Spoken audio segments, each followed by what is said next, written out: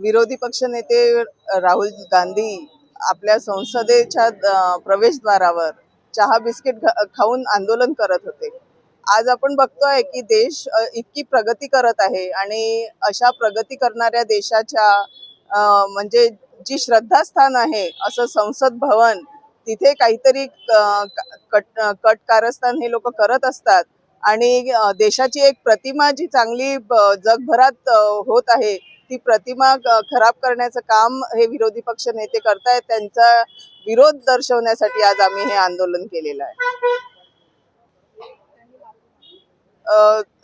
देशाच्या संसद भवन येथे असे करण्यासाठी त्यांनी आपल्या सगळ्यांची माफी मागावी आणि देशात अशा गोष्टींचा आपण भारतचे रहिवासी म्हणून आपण ह्या गोष्टींचा विरोध केला पाहिजे आणि त्या लोकांनी माफी मागितली पाहिजे.